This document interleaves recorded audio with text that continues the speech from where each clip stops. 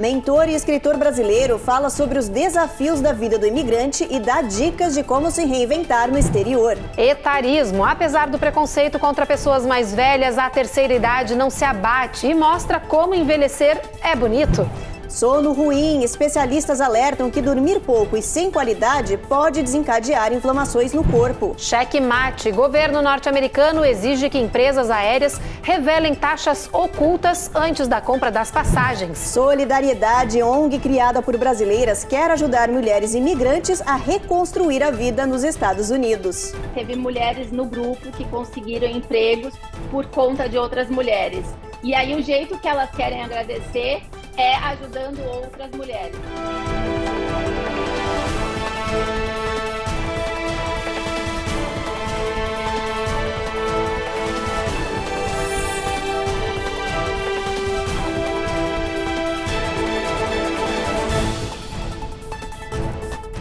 Olá, boa noite. Boa noite. Nesse feriado, a gente abre o Jornal Américas no Ar falando sobre os desafios da vida do imigrante. Nós conversamos com o mentor e escritor brasileiro Fábio Ruiz para entender melhor aí sobre os desafios de se reinventar ao morar aqui no exterior. O Fábio acaba de lançar um livro sobre a arte de decidir, um best-seller onde ele conta a sua trajetória profissional e enquanto imigrante. Com o livro e as palestras que ele dá hoje em dia, ele espera ajudar brasileiros mundo afora a viver uma vida com foco naquilo que é mais importante. Pois é, você quer saber o que é? Então dá só uma olhadinha na reportagem.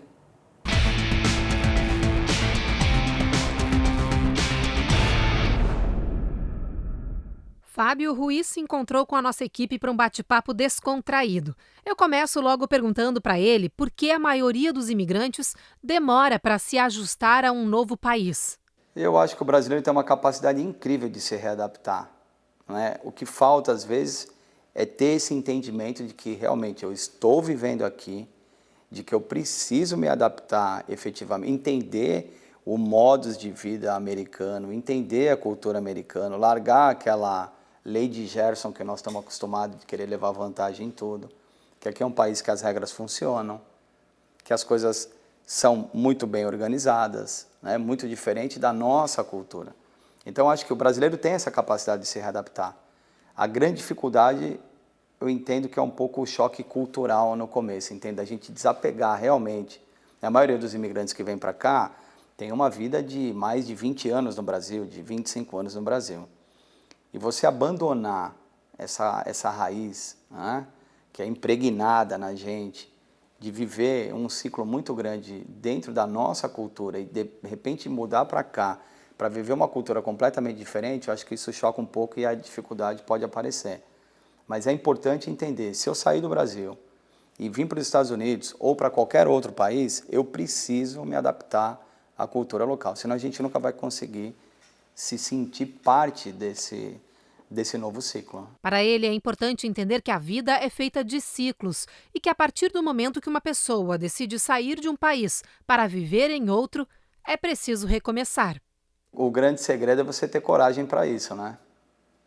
Aliás, coragem é uma das questões que realmente norteiam toda a mudança, né? Não é simples mudar, mas acho que o primeiro de tudo, você tem que estar muito disposto a querer essa mudança. Você precisa aceitar esse processo de mudança. Então, se eu estou saindo de um país, vindo para um outro, não dá para ter resistência, brigar com o óbvio, entende? No sentido de que, não, eu não vou conseguir, eu não vou mudar, eu quero manter. Não dá. Se você tomar uma decisão de fazer um processo de imigração de um país para o outro, obrigatoriamente você tem que se forçar a isso. Eu acho que a grande dificuldade, a resistência vem muito mais da falta de coragem de encarar aquilo que deve ser encarado, que é essa mudança, do que propriamente alguma outra razão. Acho que você precisa ter essa iniciativa de falar, não, eu preciso mudar, eu preciso me adaptar, eu preciso aprender o inglês, eu preciso aprender a cultura, eu tenho que me inserir, eu tenho que ter amigos americanos, eu tenho que fazer um relacionamento local para que eu consiga, enfim, viver esse novo ciclo, né? E de ciclos o Fábio entende bem. Empresário, advogado e especialista em direito processual, ele teve uma vida de muitas mudanças. De origem simples, chegou a ser um dos empresários de maior prestígio no Brasil. Mas mesmo com mais de 90 prêmios nacionais e internacionais e um sucesso estrondoso, Fábio decidiu mudar mais uma vez. Eu decidi, naquele momento, parar e escolher o caminho de priorizar a minha família, de priorizar o meu autodescobrimento, de me redescobrir, de me reorganizar e de me tornar uma pessoa melhor do que aquela máquina que eu sempre fui enquanto empresário. Fábio sentiu que as transformações em sua vida poderiam também ajudar outras pessoas. Com isso, passou a ser mentor e palestrante e lançou o best-seller A Arte de Decidir, um livro cheio de conhecimento que aborda um dos principais fatores que afeta a vida de muitos brasileiros imigrantes. O grande problema do imigrante é a solidão. Então, eu acho que as pessoas, quando vêm justamente pela dificuldade da língua, pela dificuldade de se adaptar à cultura, elas acabam se isolando.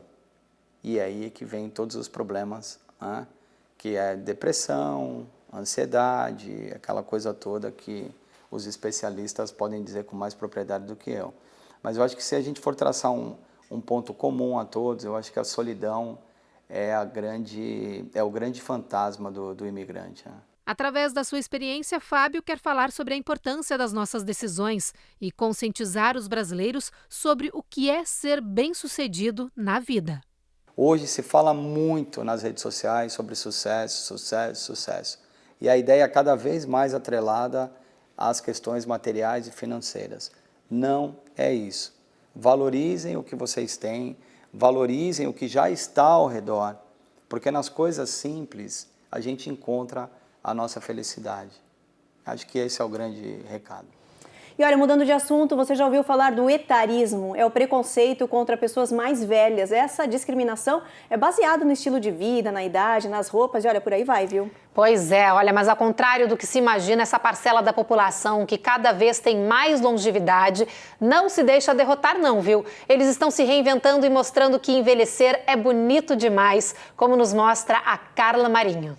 No auge dos seus 48 anos, a Daniela vai na contramão dessa história de etarismo. Na internet, ela compartilha o estilo de vida saudável e dá dicas valiosas para manter a autoestima das mulheres.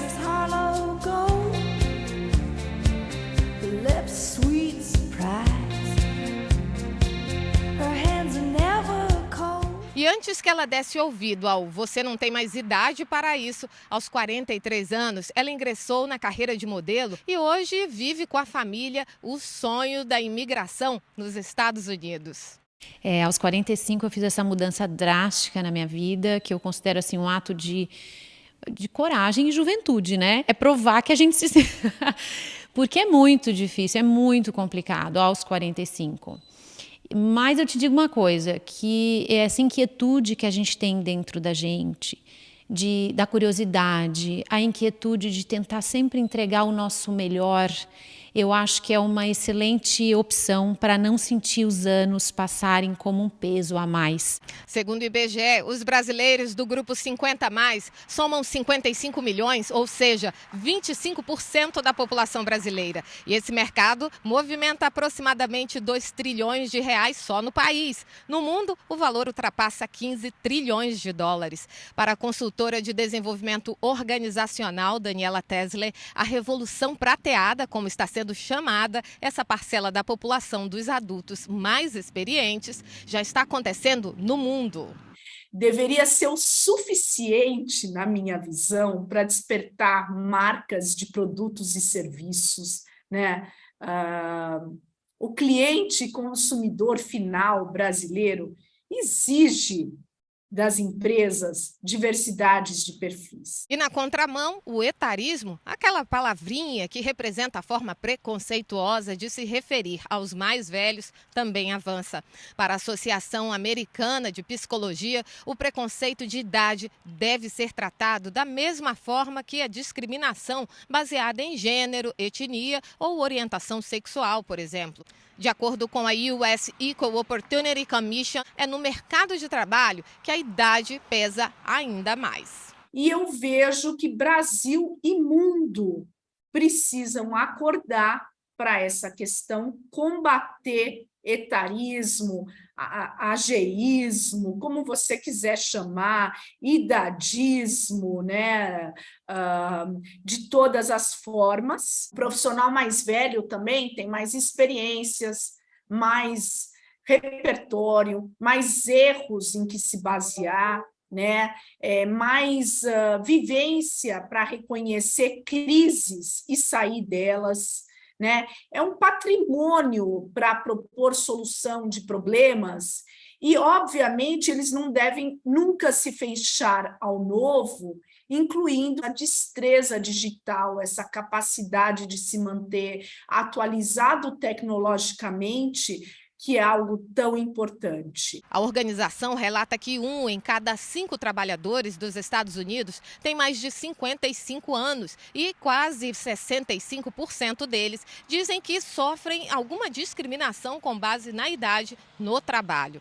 58% dos entrevistados afirmam que o etarismo se tornou mais explícito depois que eles passaram dos 50 anos. Na verdade, eu me dou conta da minha idade quando eu olho para minha filha mais velha, que tem 30 anos, e realmente a gente vê que o tempo passa.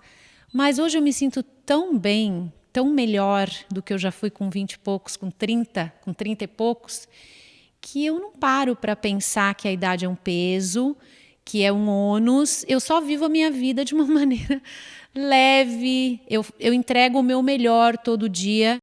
É isso aí, linda reportagem. Bom, depois do intervalo a gente fala de saúde e conta os detalhes de uma descoberta incrível da ciência que pode revolucionar o tratamento de tumores avançados. E nesse feriadão que tem muita gente aproveitando aí para descansar, tem reportagem sobre o sono, ou melhor, a falta dele. Sabia que dormir pouco pode prejudicar as células imunes no corpo? Não sai daí que a gente te explica tudo já já.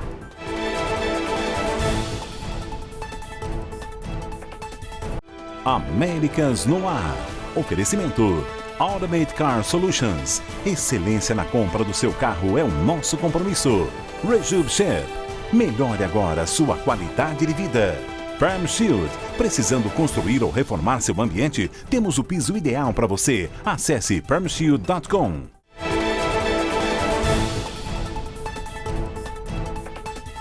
Já estamos de volta e com uma novidade que animou médicos no combate ao câncer.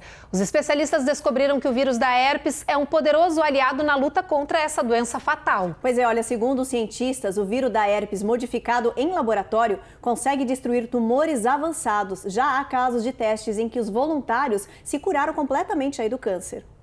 Os resultados são promissores e revolucionários. Se confirmados, podem mudar a forma que a medicina combate o câncer no mundo. Esse novo tratamento usa um vírus comum da herpes que, modificado em laboratório, cria uma droga enfraquecida da doença. Esse medicamento injetado no corpo consegue infectar e destruir células do câncer. Os médicos indicaram que houve redução significativa de tumores em vários voluntários. Em alguns deles, houve registro de cura do câncer. Apesar de ter animado a classe médica, os especialistas já avisaram que ainda são necessários mais estudos para comprovar o sucesso do tratamento. Olha, agora a gente fala sobre a falta de sono. Os especialistas sempre falam dos malefícios de se dormir pouco. Pois é, bom, um estudo agora aumentou ainda mais as preocupações de quem não anda tendo um bom relacionamento com a cama. Pois é, cientistas descobriram que pouco sono pode prejudicar as células imunes e desencadear inflamações. Olha só a reportagem. Má alimentação, trabalhar até tarde, ficar perdido nas redes sociais enquanto o sono não vem. Tudo isso ajuda a afastar o bom sono durante a noite. E com hábitos cada vez menos saudáveis na hora de dormir, aumenta o número de pessoas expostas a desenvolver graves riscos de saúde, segundo especialistas. Um novo estudo descobriu que as corujas da noite são, por exemplo, mais propensas a desenvolver diabetes tipo 2 e doenças cardíacas. A razão? Pesquisadores dizem que as pessoas que ficam acordadas até tarde são mais sedentárias, menos preocupadas com uma vida saudável e resistentes à insulina. Com isso, a privação crônica de sono aumenta a produção de células imunes, desencadeando processos inflamatórios no corpo. A falta de sono pode, inclusive, alterar o DNA das células imunes, segundo o estudo. Com o resultado dessa pesquisa, os cientistas querem chamar a atenção para os cuidados com a hora do bom sono, que, segundo eles, cura. O aconselhável é dormir por pelo menos 8 horas por noite. E se você acordar cansado, é sinal que o sono não teve boa qualidade. Com isso, é preciso buscar a ajuda de um especialista.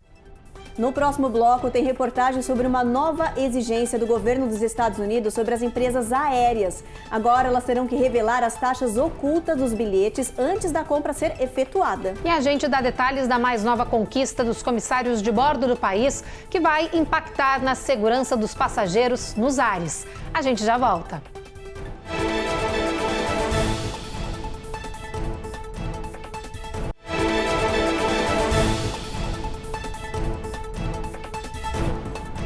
Estamos de volta e para falar sobre mais um capítulo da crise do setor aéreo aqui nos Estados Unidos. Agora, claro, envolvendo aí os direitos trabalhistas dos comissários de bordo. Exatamente. Olha, agora, depois de anos de luta, a Administração de Aviação Federal anunciou mudanças que dão a esses trabalhadores, por exemplo, o direito a um descanso entre os voos.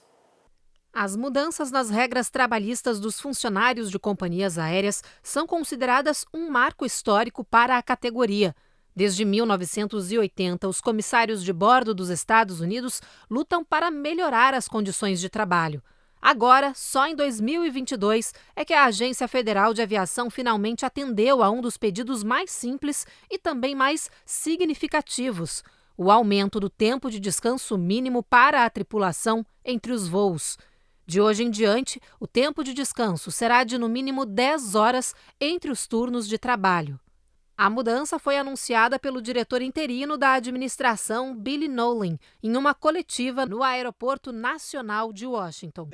Tripulantes bem descansados são importantes para a segurança de todos. Eles precisam de descanso porque os comissários de bordo são a base da aviação, disse Billy. Flight attendants are the foundation of aviation safety's culture, starting with cabin safety. Para os comissários de bordo, esse é um passo importante a ser comemorado para garantir a segurança de todos a bordo dos aviões. Estudos indicam que funcionários aéreos dos Estados Unidos sofrem de fadiga excessiva, não somente na cabine, mas os pilotos também, o que desencadeia problemas graves de saúde entre a categoria, como câncer, problemas cardíacos e respiratórios. O Departamento de Transportes do governo Joe Biden deu um cheque-mate nas empresas aéreas. Elas vão ser obrigadas a revelar todas as taxas adicionais que estão ocultas. A ideia é que elas sejam reveladas antes da compra da passagem para que o cliente possa então decidir se quer pagar ou não. Essas taxas incluem, por exemplo, sentar com o filho, alterar voo, bagagem de mão e várias outras. Os detalhes com a Cone Rocha. O objetivo é simples: quando o cliente for finalizar a compra da passagem aérea, seja no aeroporto ou online, ele já vai saber exatamente todas as taxas embutidas naquele voo e quanto vai gastar. Isso acontece muito em voos com promoção. O cliente desatento compra achando que fez um grande negócio e descobre valores extras no pagamento final. Resultado, a viagem atraente acaba saindo o dobro do preço. Entre as taxas ocultas que surpreendem os clientes estão a cobrança por alimentação, tipo de poltrona, serviço de transporte e até seguro viagem. Nenhum desses serviços é obrigatório. A bagagem é outro assunto complicado. Algumas empresas estão cobrando por mala de mão. Com a nova determinação do Departamento de Transportes Aéreos, todas essas taxas ocultas vão ter que ser reveladas para evitar esses gastos inesperados. Vale lembrar que essa nova regra não servirá apenas para companhias aéreas americanas, mas também para as empresas internacionais que operam nos Estados Unidos, assim como as agências, as plataformas de vendas de passagens online e para todos os voos domésticos e voos que comecem ou terminem dentro do país. Todo governo que opta pela transparência, ele está no caminho certo. Essa proposta do Biden, ela traz muita praticidade para os viajantes e eu acredito que seja uma via de mão dupla. Agora é esperar que as agências respeitem e atuem com boa fé, não aumentando o valor final das passagens com essa alteração. Depois do intervalo, a gente mostra imagens que viralizaram na internet. Estamos falando de uma canoa de mais de 3.000 anos que foi descoberta no fundo de um lago aqui nos Estados Unidos. E olha, tem também reportagens sobre uma ONG criada e mantida por brasileiros para ajudar as mulheres imigrantes a se destacarem no mercado, isso no Vale do Silício, na Califórnia. A gente volta daqui a pouquinho.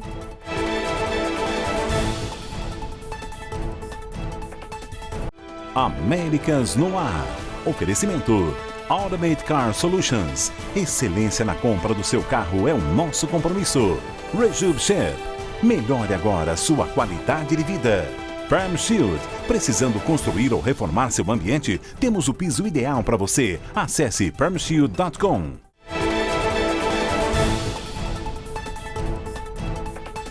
Já voltamos e para falar de uma plataforma social chamada Brave, que foi criada no Vale do Silício, na Califórnia, apenas para apoiar mulheres brasileiras imigrantes que estão vivendo aqui nos Estados Unidos. Olha, a ideia é oferecer conforto, segurança, orientação e ajudar essas mulheres no que elas precisarem para aprender a língua, para conseguir um emprego e até para reconstruir a vida. A Eloaura Zen foi conferir essa história pra gente. A dor da gente não sai no jornal, mas ela pode ser contada na internet e, assim, ajudar muita gente. Pelo menos foi isso que descobriram as brasileiras Ângela Teodoro e Simone Sarment, fundadoras da ONG Brave, hoje uma plataforma criada para auxiliar e apoiar mulheres imigrantes nos Estados Unidos, mas que começou como um simples grupo no Facebook. O Brave começou em 2013, um grupo no Facebook para reunir as mulheres que viviam aqui na Bay Area. Uma coisa que eu percebi foi toda vez que a gente se encontrava em happy hours ou almoços, as discussões eram sempre as mesmas. A gente não conseguia passar para outros assuntos, porque sempre tinha alguém chegando, discutindo as mesmas coisas. E aí eu já tinha participado de alguns grupos no Facebook e pensei, acho que a gente começar a criar esse grupo no Facebook, a gente vai começar a trocar ideias online, e aí quando a gente se encontra, a gente pode passar para a próxima fase, né? Tipo, eu sempre pensei assim, o que a gente podia estar discutindo, além de onde eu compro, onde eu encontro produtos brasileiros, onde você está morando. Então, a gente podia começar a partir dali. E foi assim que o grupo surgiu, convidando algumas amigas, essas amigas foram convidando outras amigas. Isso foi em junho de 2013, e no final daquele ano a gente tinha 100 mulheres no grupo. Já achei que era um monte de mulheres em 2013. E hoje a gente tem mais de 6.000 membros. Totalmente operado por voluntários, o Brave viu seu verdadeiro potencial aflorar justamente no momento mais difícil da história moderna, na pandemia da Covid-19. Quando estava todo mundo perdido, sem saber, né, o que era essa doença, o que significava estar em casa, algumas mulheres sem poder trabalhar, a gente viu a comunidade tomando força e se ajudando muito em troca mesmo de... Tanto teve algumas doações de dinheiro, mas teve muita doação de objetos, de coisas que as pessoas precisavam. E a gente viu a comunidade se ajudando, traduzindo documentação do governo, porque tem gente que ainda tem a dificuldade da língua. A gente fez muitos eventos e as pessoas vinham, dividiam. Logo no começo, que não tinha máscara, teve uma costureira que falou, eu posso ensinar vocês a fazerem máscara fácil à mão. Então, a gente montou um evento e ela ensinou as pessoas a fazerem máscara. Então, acho que o Covid mostrou o poder da comunidade, que a gente já existia, né? Já tinha 7 anos de grupo, e foi ali que a gente viu que todo mundo, no aperto, se une e se junta. Em 2020, por conta do Covid, a gente viu que seria interessante ser uma non-profit, ser formalizada, ter esse status, que isso poderia dar outras opções para a gente. Então, a gente recebeu o nosso status no final de 2020, né? Porque o processo é um pouquinho chato, cheio de coisas, meio longos, e desde então a gente é uma 500 e um C3 registrada tanto no governo federal quanto no governo estadual. E essa união não é só pela internet, não.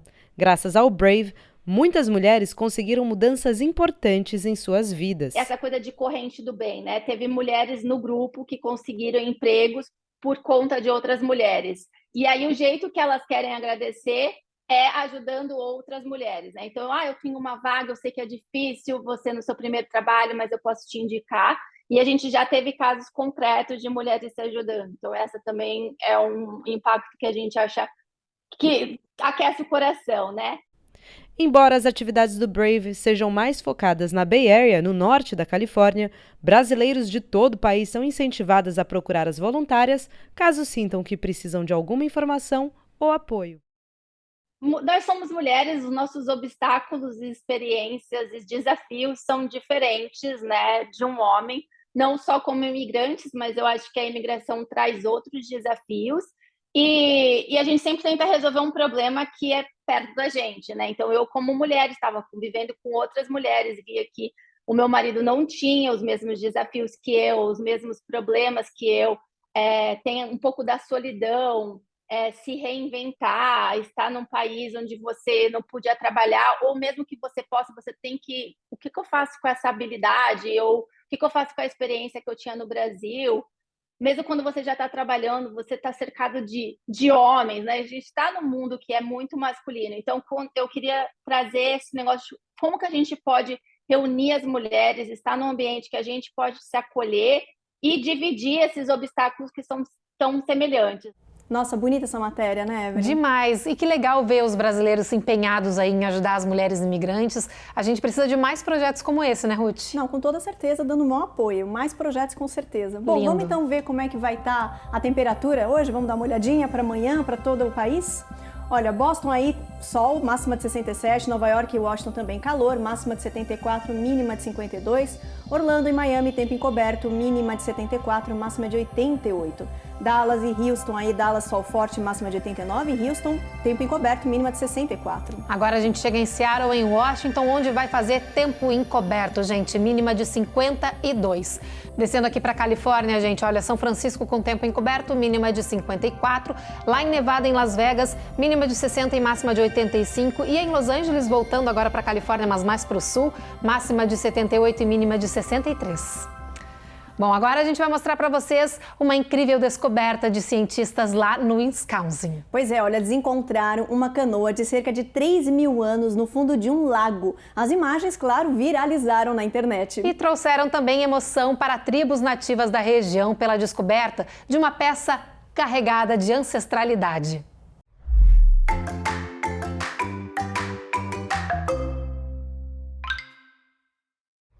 Essas fotos do que parecem ser simples pedaços de madeira estão rodando a internet.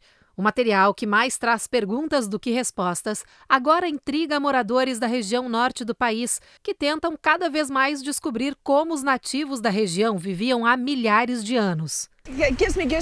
A pequena embarcação foi retirada com muito cuidado do fundo do lago Mendota e já é considerada a peça mais antiga encontrada na região dos Grandes Lagos nos Estados Unidos.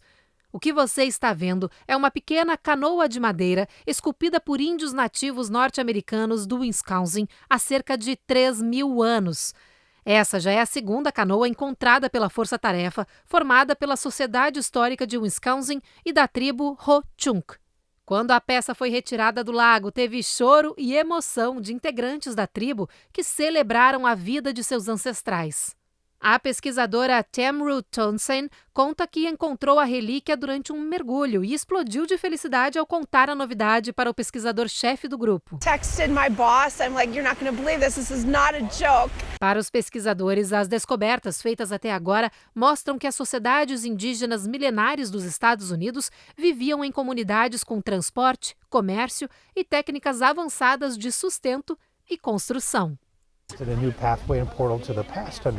Muito legal. Eu sempre fico muito emocionada de ver essas descobertas porque isso mostra como que funcionavam as coisas antigamente, né? Como que essas sociedades se construíam e funcionavam. É incrível. Não, a investigação e as tribos se emocionando, bem bonito, né? Lindo, muito bonito. Bom, gente, é com essa matéria então especial que a gente encerra o jornal hoje. A gente espera vocês amanhã às 7h30 da noite. Vocês já sabem, sempre depois do Cidade Alerta, né, Ruth? Agora vocês ficam com mais um episódio da 4ª temporada da série Reis. Boa noite. Boa noite.